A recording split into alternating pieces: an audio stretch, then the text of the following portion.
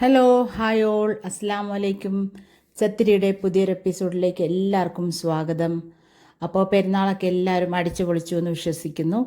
അപ്പോൾ ഞാനിപ്പോൾ നമ്മുടെ നാട്ടിലെത്തിയിരിക്കുകയാണ്, എൻ്റെ ചേത്തിലാത്ത് എന്ന് പറയുന്ന എൻ്റെ കൊച്ചു സ്വർഗത്തിൽ. അപ്പോൾ ഇവിടുത്തെ പെരുന്നാൾ വിശേഷങ്ങളും ഒക്കെ ഉൾപ്പെടുത്തിക്കൊണ്ടുള്ള ഒരു വീഡിയോ ആണ് ഇന്ന് നിങ്ങളുമായിട്ട് ഞാൻ ഷെയർ ആക്കുന്നത്. അപ്പോൾ കണ്ടിട്ട് അഭിപ്രായങ്ങളൊക്കെ പറയുക. പിന്നെന്താ, നമുക്ക് എന്തായാലും നമ്മളെ വീഡിയോയിലോട്ട് പോകാം. അപ്പോൾ നമ്മൾ ഇന്നൊരു ദിവസത്തോളം കവരത്തിയിലായിരുന്നു. അതിനുശേഷം നമ്മൾ 31-ാം തീയതി നമ്മുടെ നാട്ടിലേക്ക് പോവാണ് വെസൽ വഴി. അപ്പോൾ ഇന്നത്തെ ഒരു പ്രത്യേകത എന്ന് പറയുന്നത്, ഇന്ന് കവരത്തിയിൽ പെരുന്നാളും എൻ്റെ ദ്വീപിലെ പെരുന്നാൾ അല്ല, ഇന്ന് നോമ്പാണ് അവിടെ. അപ്പോൾ ശരിക്കും പറഞ്ഞാൽ നമുക്ക് 2 പെരുന്നാൾ ഇപ്പോൾ കിട്ടുന്നുണ്ട്. കവരത്തിയിലെ പെരുന്നാളും പിന്നെ അതുപോലെ തന്നെ എൻ്റെ നാട്ടിൽ പോയി കഴിഞ്ഞാൽ നാളെ നമുക്ക് പെരുന്നാളാണ്. അപ്പോൾ എല്ലാം കൂടി നമ്മൾ വളരെ സന്തോഷത്തോടു കൂടിയാണ് പോകുന്നത്. അപ്പോൾ ഞാൻ പറഞ്ഞില്ലേ, വെസലിലൊക്കെ കയറുമ്പോൾ ഉള്ള ഒരു അവസ്ഥ എൻ്റെ ഒരു വീഡിയോയിൽ നിങ്ങൾ കണ്ടിട്ടുണ്ടാവും. അപ്പോൾ എനിക്കെപ്പോഴും താഴെ ഇങ്ങനെ നിലത്ത് ഇതങ്ങനെ തുണി വിരിച്ചിട്ട് കിടക്കാനാണ് ഇഷ്ടം. അങ്ങനെ ഞാൻ ഒരു സ്ഥലത്ത് തുണിയൊക്കെ വിരിച്ച് റെഡിയാക്കിയിട്ടുണ്ടായിരുന്നു. പക്ഷേ ആ ഒരു സ്ഥലം എനിക്കൊരു കംഫർട്ടായിട്ട് തോന്നാത്തതുകൊണ്ട് ഞാൻ വീണ്ടും വേറൊരു സ്ഥലത്തേക്ക് വന്ന് കിടന്നിരിക്കുകയാണ്. അങ്ങനെ നമ്മൾ വളരെ അടിപൊളിയായിട്ട് യാത്രയൊക്കെ ചെയ്ത് നമ്മുടെ സുന്ദരമായ ചെത്ലാത്ത് ദ്വീപിലെത്തിയിരിക്കുകയാണ്. പിന്നെ ഞാൻ വീട്ടിലൊന്നും പറഞ്ഞിട്ടുണ്ടായിരുന്നില്ല ഇന്ന് ഞാൻ വെസലിൽ കയറിയിട്ടുണ്ട് എന്ന്. പക്ഷേ എന്നാലും എൻ്റെ ഒരു അനിയൻ എന്നെ ഇറക്കാൻ വേണ്ടിയിട്ട് വന്നിട്ടുണ്ട്. അത് എന്നെ ഇറക്കാനല്ല കേട്ടോ വന്നത്. ഞാൻ നേരത്തെ ഒരു ദിവസം വിളിച്ചപ്പോൾ ഞാൻ വെസലിൽ ഒരു സാധനം കൊടുത്തു വിട്ടിട്ടുണ്ട്, അത് പോയി മേടിക്കണമെന്ന് പറഞ്ഞിട്ടുണ്ടായിരുന്നു. അങ്ങനെ അനുസരണയോടുകൂടി ആൾ വന്നതാണ് സാധനം ഇറക്കാൻ. ശരിക്കും പറഞ്ഞാൽ അവൻ ഞെട്ടിപ്പോയി. സാധനത്തിന് പകരം ഞാനായിരുന്നു അവിടെ നിന്ന് ഇറങ്ങി വന്നത്. അപ്പോൾ എന്തായാലും ഒരു സർപ്രൈസ് ആയിരുന്നു അത്. പക്ഷേ സർപ്രൈസ് മൊമെൻ്റൊക്കെ അവൻ്റേത് എടുക്കാൻ സത്യം പറഞ്ഞാൽ ഭയങ്കര ഹറിബറി ആയിപ്പോയി. ഇറങ്ങുന്ന സമയത്ത് ആൾക്കാരുടെ തിക്കും തിരക്കും അതിൻ്റെയൊക്കെ ഒരു ഇത് വേറെ അങ്ങനെയാണ്. അപ്പോൾ എന്തായാലും നമ്മൾ ഇറങ്ങി അങ്ങനെ വളരെ സന്തോഷത്തോടു കൂടി നമ്മളെ നാട്ടിലേക്ക് വരുമ്പോൾ ഭയങ്കര സന്തോഷമാണല്ലോ. അപ്പോൾ നമ്മളെ വീടെത്തിയിരിക്കുകയാണിപ്പോൾ. ശരിക്കും പറഞ്ഞാൽ ഞാനിപ്പോൾ ഒരു വർഷത്തിന് ശേഷമാണ് നാട്ടിലേക്ക് വരുന്നത്. മിനിക്കുമെന്ന് ഞാൻ ലീവ് എടുത്തിട്ട് കേരളത്തിൽ പോയിട്ടുണ്ടായിരുന്നു അനിയൻ്റെ കല്യാണത്തിനൊക്കെ. പക്ഷേ നാട്ടിലേക്ക് വരുന്നത് ഒരു വർഷത്തിന് ശേഷമാണ്. അതിൻ്റേതായിട്ടുള്ള ഒരു സന്തോഷമൊക്കെ നമുക്ക് ഉണ്ടാവുമല്ലോ നമ്മളെ നാട്ടിലെത്തുമ്പോൾ. വീട്ടിലേക്ക് വരുമ്പോൾ പിന്നെ പറയുകയേ വേണ്ട. അപ്പോൾ എന്തായാലും പറയാതെ വരുമ്പോൾ പിന്നെ ഊഹിക്കാമല്ലോ എന്തായിരിക്കും എന്നുള്ളത് അവസ്ഥ. ഒന്നും ആരും റെഡിയാക്കുകയില്ല, ആരും ഒന്നും പ്രതീക്ഷിക്കാതെ ആയിരിക്കും. സാധാരണ നമ്മൾ വിളിച്ച് പറഞ്ഞിട്ടൊക്കെയാണ് വീട്ടിലേക്ക് പോകാറുള്ളത്. അപ്പോൾ ആ സമയത്തൊക്കെ അടിപൊളിയായിട്ടുള്ള ഫുഡൊക്കെ നമുക്ക് റെഡിയാക്കി വെക്കും. പിന്നെ ഇപ്പം ഇന്ന് നോമ്പുവാണല്ലോ, അപ്പോൾ പിന്നെ പറഞ്ഞിട്ടില്ലെങ്കിലും കുഴപ്പമില്ല. എന്തായാലും വൈകുന്നേരം അല്ലേ, മഗ്‌രിബ് വാങ്കിനൊക്കെ ശേഷമാണല്ലോ നമ്മൾ ഫുഡ് കഴിക്കുക. അപ്പം പിന്നെ പറയേണ്ട ആവശ്യമില്ല.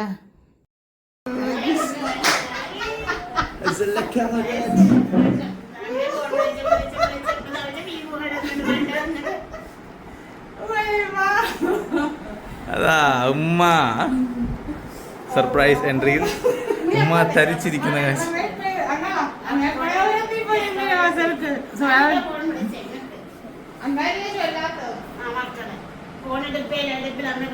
സർപ്രൈസിനെ കുറിച്ച് 8 വാക്ക് പറയാമോ?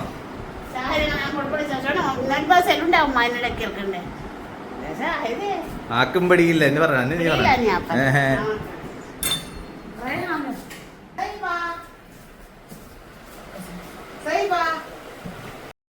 സൈബാന്ന് ഞാൻ ഒറ്റ വിളി മാത്രമേ വിളിച്ചിട്ടുള്ളൂ. പാവം എൻ്റെ മുളപ്പം തന്നെ എണീറ്റ് വന്ന് പാവം അവൾക്ക് ഭയങ്കര സന്തോഷവും സങ്കടവും ഒക്കെ കൂടിയിട്ടുള്ള ഒരു അവസ്ഥ ഉണ്ടാവില്ലേ.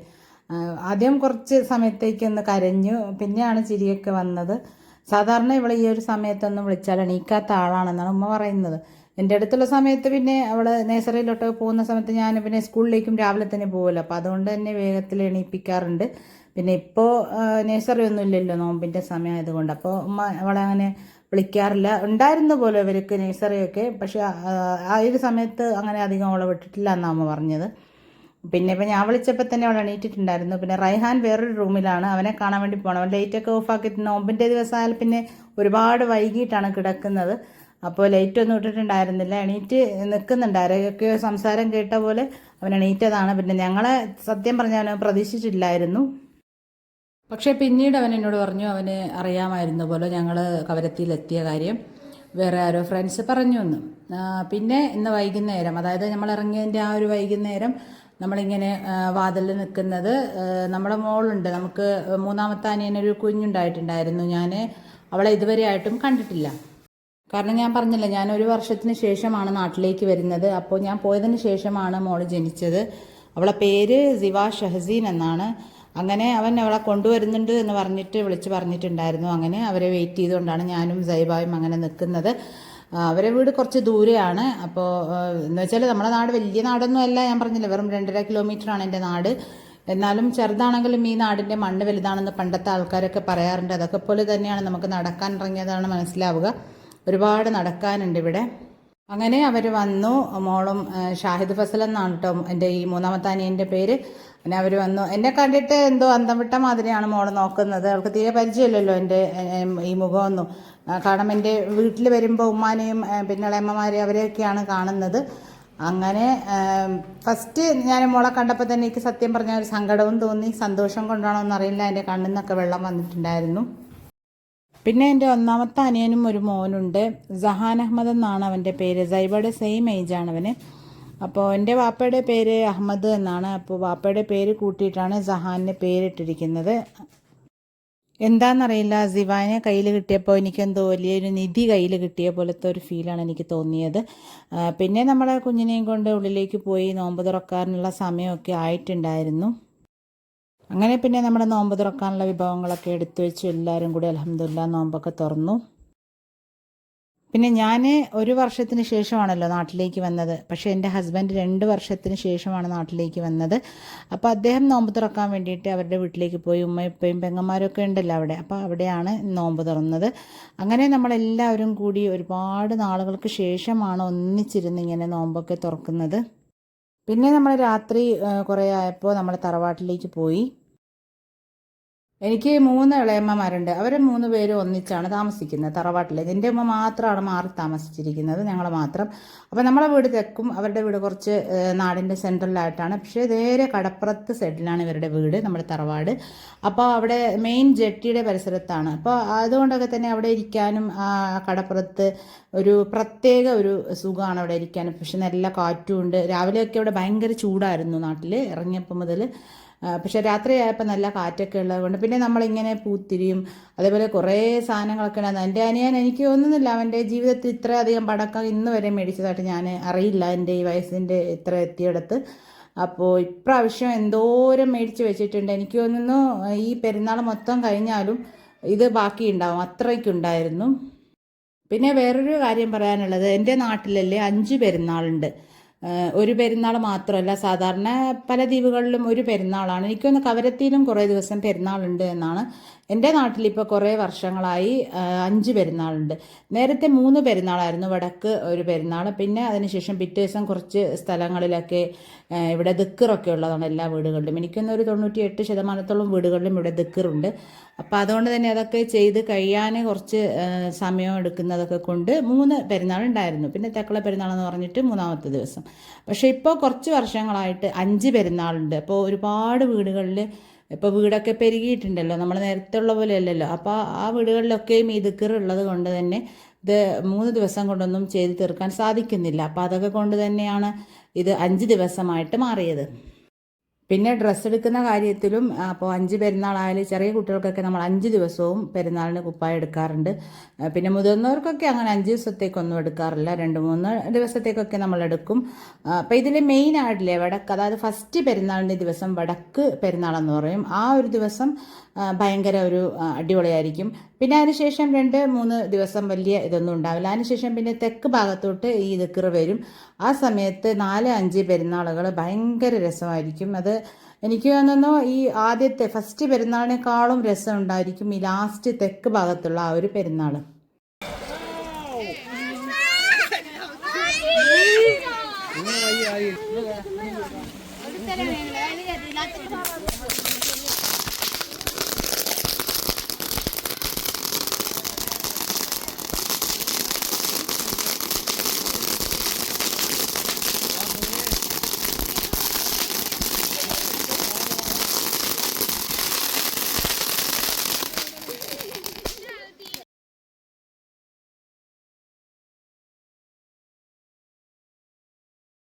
പിന്നെ അതിനുശേഷം നമ്മളെല്ലാവരും ഇരുന്നിട്ട് ചായയൊക്കെ കുടിച്ചു. നമുക്കൊക്കെ കട്ടൻ ചായ മതി എന്ന് പറഞ്ഞു. അങ്ങനെ നമ്മളെ നാടുകളിലൊക്കെ അല്ലേ പെരുന്നാളിൻ്റെ ദിവസം വീടുകളിൽ എന്തെങ്കിലുമൊക്കെ പലഹാരങ്ങൾ ഉണ്ടാക്കും. അതായത് അവസാനത്തെ 10 ഉണ്ടാവില്ലേ നോമ്പിൻ്റെ, ആ ഒരു സമയമാകുമ്പോൾ ഇങ്ങനെ പലഹാരങ്ങൾ ഉണ്ടാക്കാൻ തുടങ്ങും. നമ്മളെ വീടുകളിൽ ഉണ്ടാക്കുന്ന പലഹാരങ്ങളാണ് പെരുന്നാളിന് നമ്മൾ സെർവ് ചെയ്യുക. അതിൻ്റെ കൂടെ തന്നെ നമ്മൾ വേണമെങ്കിൽ ചില ആൾക്കാരൊക്കെ ബേക്കറീസ് ഒക്കെ മേടിക്കാറുണ്ട്. പിന്നെ മെയിനായിട്ട് നമ്മൾ ദിക്കർക്കാർ വരുമ്പോൾ നമ്മളെ വീടുകളിലേക്ക് അവർക്ക് മുട്ട പുഴുങ്ങിയതൊക്കെ സ്പെഷ്യലായിട്ട് നമ്മൾ കൊടുക്കും. അത് എപ്പോഴും ഈ ദിക്കർ ഉള്ള വീടുകളിൽ മുട്ട പുഴുങ്ങിയത് എന്ത് ഒരു പലഹാരം ഉണ്ടെങ്കിലും ഉണ്ടാവുന്ന ഒരു കാര്യമാണ്. അങ്ങനെ നമ്മളൊക്കെ ചായയൊക്കെ കുടിച്ചു. പിന്നെ പിറ്റേ ദിവസം പെരുന്നാളിൻ്റെ രാത്രി സാധാരണ എനിക്കൊക്കെ ചെറുപ്പം മുതൽ ഉറക്കം വരാത്ത ദിവസമായിരിക്കും. പിറ്റേ ദിവസം റെഡി ആവണം. പിന്നെ അത് മാത്രമല്ല ഇവരൊക്കെ പള്ളിയിലേക്ക് പെരുന്നാൾ നിസ്കരിക്കാൻ പോയിട്ട് തിരിച്ചു വരുമ്പോൾ തന്നെ ഫുഡൊക്കെ കൊടുക്കണം. അപ്പോൾ അതിന് വേണ്ടിയിട്ട് സ്ത്രീകൾക്ക് ശരിക്കും പറഞ്ഞാൽ ഉറക്കമില്ല. രാത്രി തന്നെയൊക്കെ റെഡിയാക്കി വെച്ചില്ലെങ്കിൽ നമുക്ക് നിസ്കാരം ഉണ്ടാവില്ല. അപ്പോൾ അതുകൊണ്ട് തന്നെ എല്ലാവരും ഈ പെരുന്നാളിൻ്റെ രാത്രിയിൽ നമ്മൾ ഉറങ്ങാറില്ല. ആ ദിവസം നമുക്ക് ഉറക്കം വരാറുമില്ല. സാധാരണ ഞാനൊക്കെ 10-11 മണിയൊക്കെ ആകുമ്പോൾ ഉറങ്ങുന്ന ആളാണ്. പക്ഷേ പെരുന്നാളിൻ്റെ ദിവസം എന്താണെന്നറിയില്ല, ഉറക്കം തീരെ വരാറില്ല. അങ്ങനെ പിന്നെ നമ്മൾ അവിടെ നിന്ന് തിരിച്ചൊക്കെ വന്നു. പിന്നെ പെരുന്നാളിൻ്റെ രാവിലെയാണ് പള്ളിയിലൊക്കെ ഇവർ പോയൊക്കെ വന്നതിന് ശേഷം നമ്മൾ തറവാട്ടിലാണ് കേട്ടോ നമ്മളെ അനിയന്മാർക്കൊക്കെ ഇന്ന് ഫുഡ്. പിന്നെ ഞാനും ഉമ്മയും രാത്രിയാണ് വരിക എന്ന് പറഞ്ഞു. പിന്നെ ഞങ്ങൾക്ക് എൻ്റെ ഹസ്ബൻഡിൻ്റെ വീട്ടിലായിരുന്നു ഉച്ചയ്ക്ക് ഫുഡ് ഉണ്ടായിരുന്നത്. അങ്ങനെ ഞാനും എൻ്റെ ഹസ്ബൻഡും മക്കളും വന്നതാണ് ഇങ്ങോട്ടേക്ക്. അപ്പോൾ എൻ്റെ ഹസ്ബൻഡിൻ്റെ വീട്ടുകാരെ ഞാൻ എൻ്റെ വീഡിയോയിലൊന്നും അങ്ങനെ കണ്ടിട്ടില്ലായിരിക്കും നിങ്ങൾ. കാരണം ഞാൻ വീഡിയോ എടുത്ത സമയത്തൊന്നും പെങ്ങളെ മാത്രമായിരുന്നു എനിക്കൊന്നും ഒരു പ്രാവശ്യം വീഡിയോയിൽ ഉണ്ടായിരുന്നത്. അപ്പോൾ അങ്ങനെ നമ്മൾ ഇന്ന് എന്തായാലും അവരെയൊക്കെ കാണിക്കാൻ വേണ്ടിയിട്ടാണ് വന്നത്. അപ്പോൾ ഇത് നിൽക്കുന്ന ആളാണ് എൻ്റെ ഹസ്ബൻഡിൻ്റെ ഉമ്മ. പിന്നെ നമ്മൾ നടന്നിട്ടാണല്ലോ വന്നത്. കാരണം നമ്മളെ വണ്ടിയൊക്കെ മിനിക്കോയിലാണ്. അപ്പോൾ നല്ല ചൂടുമാണ് ഇവിടെ. അങ്ങനെ വന്നപ്പോൾ തന്നെ നമുക്ക് വെള്ളം അങ്ങനെ ദാഹിച്ചു. അപ്പോൾ നമുക്കിത് ഈ കാണുന്ന വാട്ടർ ബോട്ടിലാണ് വെള്ളം തന്നത്. നല്ല രസമുള്ളൊരു വാട്ടർ ബോട്ടിലാണ്. എവിടെ നിന്ന് കൊണ്ടുവന്നൊന്നും എനിക്കറിയില്ല. അവിടെ ഇപ്പോൾ പോയപ്പോഴാണ് ഞാൻ ഈ ഒരു വാട്ടർ ബോട്ടിൽ കണ്ടത്. പണ്ടപ്പോഴോ എവിടെ നിന്നോ കൊണ്ടുവന്നെന്നാണ് അവർ പറഞ്ഞത്. പിന്നെ ഈ ഒരു വാട്ടർ ബോട്ടിൽ ഒരു പ്രത്യേകതയുണ്ട്. ഇതിൽ വെള്ളം ഒഴിച്ച് വെച്ചാൽ ഫ്രിഡ്ജിൽ വെച്ചില്ലെങ്കിലും നല്ല തണുപ്പുണ്ടാവും പോലോ. അപ്പോൾ എനിക്കത് കുടിച്ചപ്പോഴും അങ്ങനെ തോന്നി. അങ്ങനെ വൈകുന്നേരം 5 മണിയൊക്കെ ആയപ്പോൾ ഞാനും ഉമ്മയും കൂടിയിട്ട് തറവാട്ടിലേക്ക് വന്നു. കാരണം നമുക്ക് എല്ലാവർക്കും കൂടിയിട്ട് വടക്ക് പാർക്കിലേക്ക് പോവേണ്ടതായിട്ടുണ്ട്. ഇന്നത്തെ നമ്മുടെ മെയിൻ ഉദ്ദേശം തന്നെ അതാണ്. അങ്ങനെ ഇളയമ്മമാരൊക്കെ റെഡി ആയിരിക്കുകയായിരുന്നു. അങ്ങനെ നമ്മൾ പിന്നെ അവരെ എല്ലാം കൂട്ടിക്കൊണ്ട് നമ്മൾ ശരിക്കും പറഞ്ഞാൽ വാഹനത്തിലൊന്നും നമ്മൾ കയറില്ല കേട്ടോ. ഈ ഒരു ദിവസം നമുക്ക് നല്ല രസമുള്ളത് നടന്നൊക്കെ പോകാനാണ്. അങ്ങനെ നമ്മളെല്ലാവരും കൂടി പിന്നെ വടക്ക് ഭാഗത്തെ പാർക്കിലേക്ക് വന്നതാണ്. എൻ്റെ അനിയന്മാരൊക്കെ ഉണ്ടായിരുന്നു. പിന്നെ നമുക്കറിയാവുന്ന ഒരുപാട് ആൾക്കാരുണ്ടായിരുന്നു. പെരുന്നാളിൻ്റെ ദിവസമാണ് നമ്മൾ ശരിക്കും എല്ലാവരെയും ഒന്ന് കാണുക.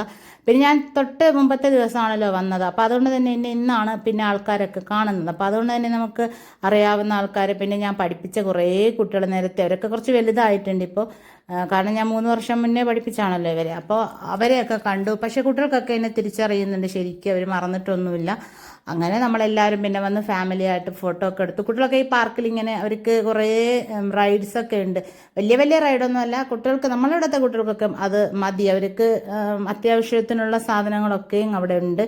അപ്പോൾ നല്ല കാറ്റും ഒക്കെ ഉള്ളത് കൊണ്ട് കുട്ടികൾക്ക് നല്ല ഒരു രസമാണ്. കടപ്പുറത്ത് തന്നെയാണ് ഈ ഒരു പാർക്കുള്ളത്. പിന്നെ ഇന്ന് പെരുന്നാളായതുകൊണ്ടോന്നും അറിയില്ല, പാർക്കിൻ്റെ ഉള്ളിൽ ഐസ്ക്രീം, അതുപോലെ തന്നെ 7up, അങ്ങനെ കുട്ടികൾക്ക് ആവശ്യമുള്ള കുട്ടികൾ കഴിക്കുന്ന കുറേ സാധനങ്ങളൊക്കെ വിൽക്കുന്ന കടയുണ്ടായിരുന്നു. എനിക്ക് ശരിക്കും പറഞ്ഞാൽ ആ ഒരു ഭാഗത്തേക്ക് പോയപ്പോൾ അവിടെ ഭയങ്കര ഒരു തിരക്കായിരുന്നു. അതുകൊണ്ട് തന്നെ എനിക്ക് അവിടുത്തെ വീഡിയോ എടുക്കാൻ പറ്റിയിട്ടുണ്ടായിരുന്നില്ല. പിന്നെ നമുക്കറിയാവുന്ന ഒരുപാട് ആൾക്കാർ, നമ്മളെ കസിൻസ്, അങ്ങനെ അവരോടൊക്കെ സംസാരിച്ചു, അവരെയൊക്കെ ഫോട്ടോസൊക്കെ എടുത്തു. നമ്മളെ ഈ ഒരു വീഡിയോയിൽ ഇതുവരെയായിട്ടും കാണാത്ത ഒരുപാട് ആൾക്കാരുണ്ടായിരുന്നു, അവരെ കണ്ടു. ഇതൊക്കെ നമ്മളെ വളരെ വേണ്ടപ്പെട്ട കുട്ടികളാണ്. ഹബീബ, തൻവിയെ പിന്നെ എൻ്റെ എല്ലാ വീഡിയോസിലും നിങ്ങൾ കണ്ടിട്ടുണ്ടാവും. എൻ്റെ വീഡിയോസ് എപ്പം മിനിക്കോയിൽ ഇട്ടാലും തൻവി ഉണ്ടാവും. അപ്പോൾ തൻവി ഇല്ലാത്തൊരു വീഡിയോ എൻ്റെ ഉണ്ടാവില്ലായിരിക്കും ചിലപ്പോൾ. മിനിക്കോയത്തെ വീഡിയോ കാണുന്നവർക്കറിയാം. അങ്ങനെ അവരെയൊക്കെ കണ്ടു. പിന്നെ ഇത് നമ്മളെ കസിൻ ആണ്. ഇതും സബൂർ എന്നാണ് കേട്ടോ പേര്. നമ്മുടെ നാട്ടിലൊരു വലിയ ആൾ തന്നെയാണ് ആ വ്യക്തി. അങ്ങനെ പിന്നെ അവരെയൊക്കെ നമ്മൾ കുറേ നേരം അവരോടൊക്കെ സംസാരിച്ചു. ശരിക്കും പറഞ്ഞാൽ എല്ലാവരെയും കണ്ടപ്പോൾ ഇന്നാണ് ശരിക്കും എനിക്കൊരു പെരുന്നാളിൻ്റെ ആ ഒരു പെരുന്നാൾ തന്നെയാണ് എന്നുള്ള ഒരു ഫീല് തോന്നിയത്. കാരണം വേറൊരു ദ്വീപിൽ നമ്മൾ പെരുന്നാൾ ആഘോഷിക്കുമ്പോൾ ഒരിക്കലും നമ്മളെ നാട്ടിലെ ആ ഒരു പെരുന്നാളിൻ്റെ ആ ഒരു സന്തോഷം നമുക്ക് കിട്ടൂല. എന്തു പറഞ്ഞാലും എപ്പോഴും എല്ലാവർക്കും അവരവരുടെ നാട്ടിലെ പെരുന്നാളായിരിക്കും ഏറ്റവും സന്തോഷം തരുന്ന കാര്യം.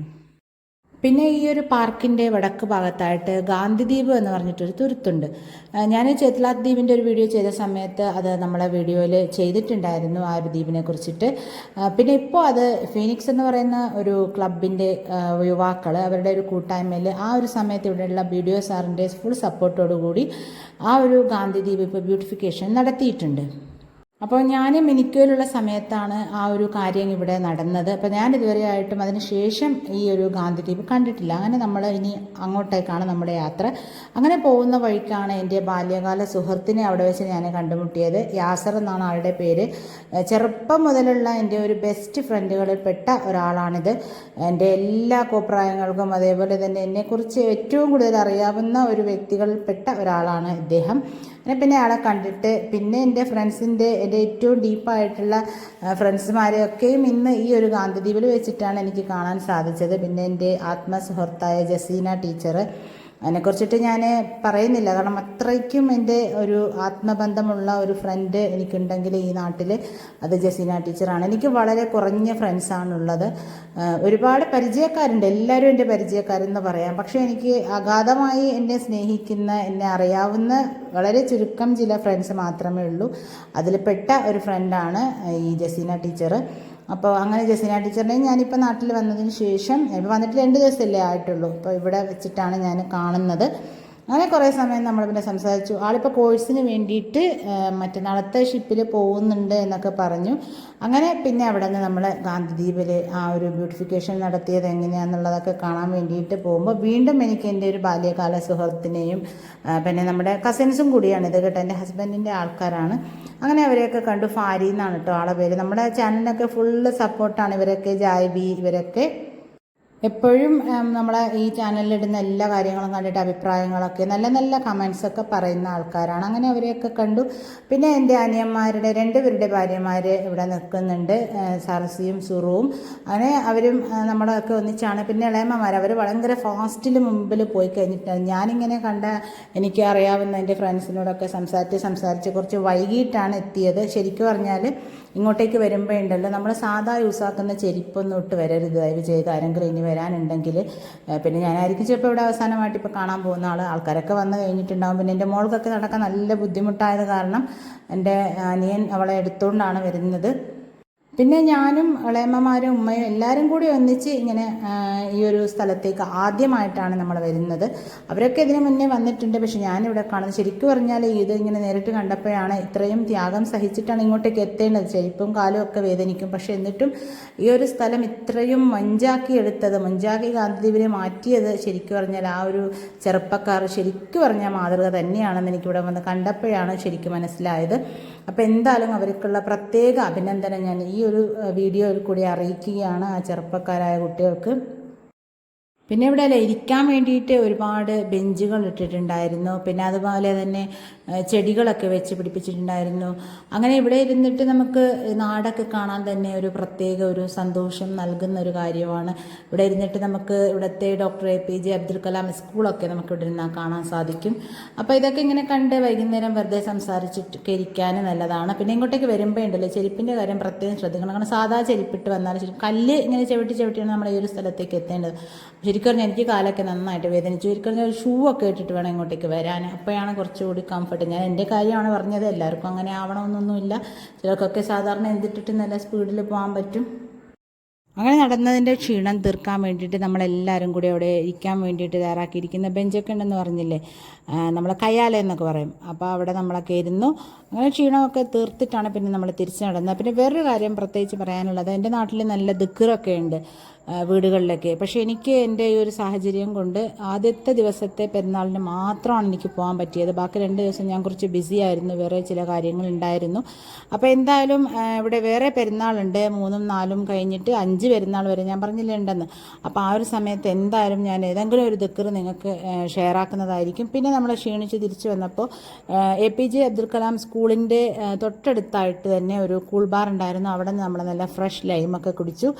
നല്ല സൂപ്പറായിട്ടുള്ള ലൈമായിരുന്നു. പിന്നെ അതിനുശേഷം വീണ്ടും നമ്മുടെ തറവാടിൻ്റെ കടപ്പുറത്തേക്ക് പടക്കം പൊട്ടിക്കാൻ വേണ്ടിയിട്ട് നമ്മൾ വന്നു. പിന്നെ അവിടുത്തെ കുറച്ച് വിശേഷങ്ങളൊക്കെയാണ് ഇനിയുള്ളത്.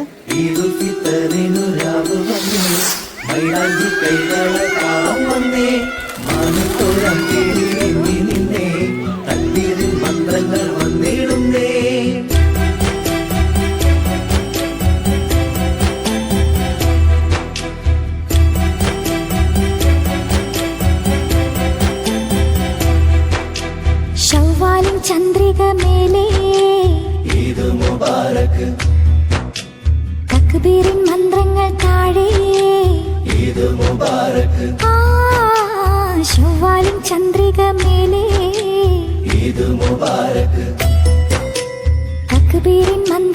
താഴെ മൈലാഞ്ചിത്തോപ്പിലെ പൂങ്കാറ്റ് ഈദുൽ ഫിത്തറിൻ പൊലിവാലേ മഗ്‌രിബിൻ നേരത്തെ പൂമാനം തന്നൂരാവിൻ നിറമുള്ള ചീലിൽ തിളങ്ങുന്ന പുതുപുത്തൻ മൈലാഞ്ചി മുത്തുകിലുങ്ങുന്ന വളയിട്ട കൈകളിൽ സുന്നത്തായി മൈലാഞ്ചി ഈദ് മുബാരക് ഈദ് മുബാരക് ഈദ് മുബാരക് ഈദ് മുബാരക് ഈദ് മുബാരക് ശവ്വാലിൻ ചന്ദ്രിക മേലേ ഈദ് മുബാരക് തക്ബീരിൻ മന്ത്രങ്ങൾ താഴെ ഈദ് മുബാരക് ആ, ലാ, ലാ, ലാ, ലാ, ലാ, ലാ, ലാ, ലാ, ലാ. ആഹാ,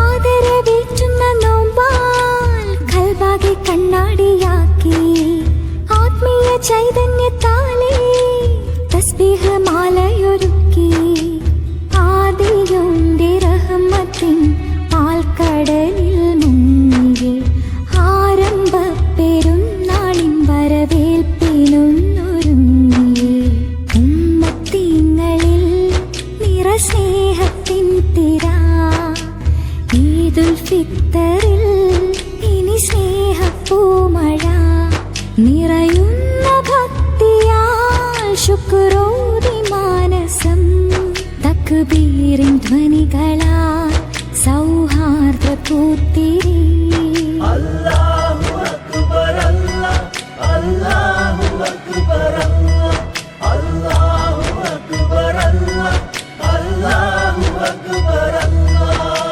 ശവ്വാലിൻ ചന്ദ്രിക